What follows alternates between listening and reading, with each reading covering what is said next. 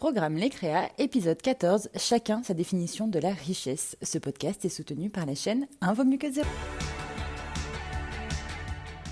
Salut ma belle Créa. On va parler d'un mot aussi magique qu'obscur, surtout quand on est une femme et surtout quand on entreprend, la richesse. Oui, c'est parti, on va parler d'argent, mindset, abondance, millions d'euros, etc., etc. Et non, je te vends toujours pas du rêve. Non, enfin, pas seulement en réalité. Parce qu'aujourd'hui, je vais te parler de ta richesse. Celle que tu vas définir toi-même, pas celle de la société, d'Instagram ou de ton entourage que chacun veut t'imposer à sa façon. Être riche, c'est avoir beaucoup d'argent. Non, pas nécessairement. C'est ce qu'on nous a appris, certes, depuis toujours. L'argent égale réussite, égale sécurité, égale la valeur de ce que tu es, de ce que tu as, etc. Et du coup, quand tu gagnes juste assez pour vivre et que tu n'as pas encore la fameuse voiture, la magnifique et grande maison ou encore les chiffres ronds avec énormément de zéros sur ton compte, tu te sens en retard, pas assez, pas encore là où tu devrais être. Mais la vérité, c'est que la richesse n'est pas une somme, c'est une sensation.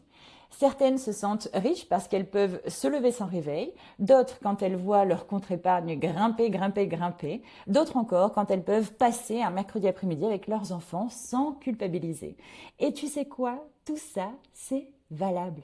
Parce que la vraie richesse, c'est de vivre selon tes priorités, pas selon les injonctions. Mais il est vrai que si tu es entrepreneur, ton devoir numéro 1, c'est de ramener l'argent, la moula, le pognon, bref, tu lui donnes le nom que tu veux, mais c'est au cœur de ton entreprise. Sinon, eh bien, n'entreprends pas, je suis désolée, mais c'est pas fait pour toi si tu as un problème relationnel avec l'argent. Ou alors sinon, on va le régler ensemble et cette fois-ci, tu pourras passer à l'étape d'après et donc au module 2. Parce que oui, si tu en es arrivé là, c'est que tu as fait quelques quiz, quelques tests où vraiment je vais chercher à gratter les problématiques que tu peux avoir avec l'argent parce que nombre de mes clientes ont un problème là-dessus et il faut le dépasser pour être réellement entrepreneur. Parce que tu vas parler au comptable, tu vas faire des choix financiers, tu vas investir, tu vas négocier et ça à longueur de temps. Donc certes, j'aime bien le monde des bisounours, mais pas celui où on croit que les choses vont arriver par le Saint-Esprit. Focus, on revient à nos moutons et on va redéfinir ensemble le mot riche. Donc fais une pause de 10 secondes et demande-toi à quoi ressemble la richesse pour moi. Pas pour ta famille, pas pour ton banquier, pas pour Instagram, pour toi. Est-ce que c'est gagner 1500 € et avoir du temps libre? Est-ce que c'est gagner 10 000 € et déléguer une grosse partie? Est-ce que c'est vivre simplement mais dans un cadre qui te nourrit? Est-ce que c'est voyager, transmettre, créer, rester ici auprès des tiens ou pas, être tranquille, juste avoir la paix? Bref. Ce que je veux te dire, c'est qu'il n'y a pas de modèle unique, mais qu'il y a un danger qui est vraiment important, c'est de poursuivre le mauvais modèle, celui qui ne te correspond pas. Bien entendu, comme d'habitude, j'ai une petite expérience vécue à te donner pour t'aider à te projeter. Donc, une cliente à moi, Alexia, gagnait très bien sa vie. Elle avait une équipe, des clients prestigieux. Et en fait, quand elle est venue me voir, c'est juste parce qu'elle était à bout. Ses cernes chatouillaient clairement ses orteils. Et donc, elle me dit, j'en peux plus, j'en ai marre, je ressens plus rien. En fait, j'ai même plus le temps d'aller marcher. Tout ça n'a plus aucun sens. Donc, sur quoi est-ce qu'on a travaillé? Prise de recul, vision. Et on s'est rendu compte qu'en réalité, sa définition à elle de la richesse, ce n'était pas d'accumuler. C'était de respirer. Tout simplement, elle avait besoin de reprendre une activité sportive, des moments à soi. Et effectivement, on a fait le choix de transmettre 2 de ses gros clients, prestigieux, etc. Mais en fait, clairement, qu'il a vidé de toute son énergie. Et puis, tout simplement, elle a appelé un confrère qui, lui, voulait bien s'en occuper.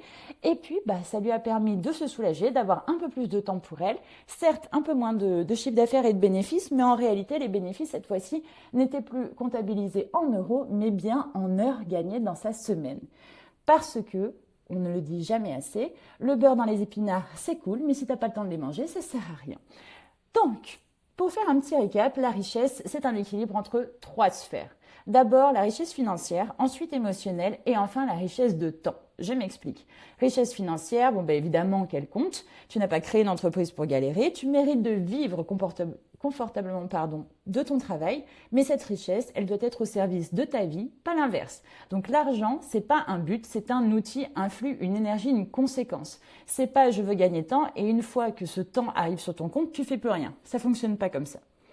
La richesse numéro 2, donc émotionnelle, c'est ce que tu ressens chaque jour en travaillant. Si effectivement tu es fier de toi, léger, enthousiaste, ou alors si tu es complètement stressé, frustré, épuisé, c'est un peu plus négatif. Bien entendu qu'en tant qu'entrepreneuse, tu vas forcément être stressée, frustrée et épuisée de façon régulière, de temps en temps, sur des sujets divers. Mais si ce n'est que ça, alors là, il y a problème, il faut te remettre en question. Parce que si tu gagnes bien ta vie, mais que tu te lèves avec une boule au ventre tous les matins, ça n'a aucun sens. Et en plus, ça va peser sur ta santé. Donc, c'est le mauvais chemin. Enfin, la richesse de temps, c'est celle dont on parle le moins. Mais clairement, le temps, ça vaut de l'or. Combien d'entrepreneurs on voit avoir des cernes de fous parce qu'en fait, il y a une gestion du temps qui est clairement à revoir. Parce que avoir le temps de vivre, d'aimer, de t'occuper de toi, le temps, c'est de la monnaie. Le temps, c'est de l'argent. Et c'est l'une en plus des monnaies, c'est une forme d'argent, le temps, qui est le plus précieux parce que personne ne te le rendra. Donc, il faut faire les choses avec un peu de recul et de bienveillance envers soi-même. C'est là que ça pique parce que, comme je le disais, on est souvent en train de courir après une richesse qui en réalité n'est pas forcément la nôtre, ou en tout cas celle que l'on recherche. Et tu crois réussir en faisant plus, toujours plus de clients, plus de contenu, plus de chiffres, mais en réalité parfois la réussite c'est faire moins ou mieux, plus intelligemment, plus stratégique en fonction de soi, donc c'est-à-dire moins de contraintes, moins de compromis et moins de culpabilité. Je pense vraiment que le vrai luxe, c'est la cohérence entre ces trois formes de richesse et le fait de dire je vais faire différemment. Quand ton business te ressemble et respecte tes besoins profonds, ça va bizarrement tout de suite beaucoup mieux. Dans la même logique, donc j'ai accompagné une entrepreneure, Claire, qui me disait je me sens pas légitime parce que en fait j'ai pas mes objectifs de chiffre d'affaires ne sont pas remplis. Moi, ce que je lui ai demandé, c'est OK, quel est ton objectif? Elle me disait je veux avoir les 10K, je veux avoir les 10K. On sait toutes, si on a un petit peu regardé Instagram et que notre algorithme s'est penché sur le fait qu'on était entrepreneur, on a tous les pubs du « si tu travailles avec moi, au bout de 3 mois, tu auras 10K par mois ». Déjà, premièrement, le chiffre d'affaires, c'est pas le bénéfice, donc c'est pas tes revenus. Et deuxièmement, elle vient d'où cette injonction? Qui t'a dit que c'était obligatoire de faire 10K? Ça n'a aucun sens en fonction en plus de ce que tu vends, de ton business plan ou de ton business model. Donc, en réalité, elle, ce qu'elle voulait, Claire, c'était simplement vivre confortablement de son activité, pouvoir voyager un petit peu, puis avoir du temps avec ses enfants.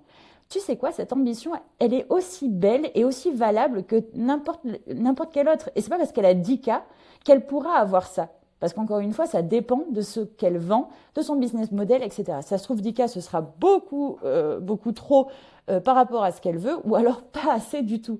Donc vraiment, il faut prendre du recul pour savoir si ces fameux 10K, ils ont un sens ou pas. Exercice concret à faire donc, c'est prendre une feuille et écrire « Je me sentirai riche si… » Et puis là, tu complètes la phrase 10 fois. Et en fait, sans réfléchir, sans censure, tu vas voir que certaines réponses vont te surprendre et tu comprendras que la richesse pour toi n'a peut-être rien à voir avec le fait d'avoir une certaine somme sur ton compte. Donc je te laisse mettre pause ici et faire ce petit exercice. Nous revoilà. J'espère que cet exercice t'a inspiré et t'a permis de vraiment découvrir le sens que tu donnes à ta richesse voulue. Parce que oui, en tant qu'entrepreneur, on nous a vendu un rêve calibré. Travail 4 heures, voyage et une équipe, vie au soleil, automatise tout, scale. Mais en réalité, premièrement, ce rêve, il n'est pas fait pour tout le monde et il ne rend pas forcément heureux. La vraie liberté, c'est de choisir ta version de la richesse et de construire ton business autour de ça. Parce qu'au fond, être riche, ce n'est pas avoir plus, c'est se sentir assez. Et en plus, la réponse à l'exercice qu'on vient de faire ensemble, tiens-toi bien, elle va changer en fonction de la vie, en fonction de tes expériences, en fonction de ton évolution, de tes connaissances de toi-même. Alors, smooth, tranquille, rappelle-toi en notant dans ton agenda dès aujourd'hui de le refaire au moins une fois par an. Et si tu veux un accompagnement concret pour construire justement un business à ton image et qui répond à ton sens de la richesse, qui soit 100% personnalisé, tu peux rejoindre mon service Ta Coach dans ta poche. C'est sans aucun engagement, c'est juste pour un mois. Et si tu as besoin de plus, tu cliques sur plus, tout simplement pour qu'on puisse définir ensemble ta vision, ton rythme et ta stratégie si tu as besoin d'un peu plus d'aide avant de passer au module 2. Merci donc d'avoir écouté cet épisode et rappelle-toi, la richesse, ce n'est pas une course, c'est une création. Tu es la seule à pouvoir en écrire la définition. Rappelle-toi, tu es solo, mais jamais seul. À très vite dans le prochain épisode.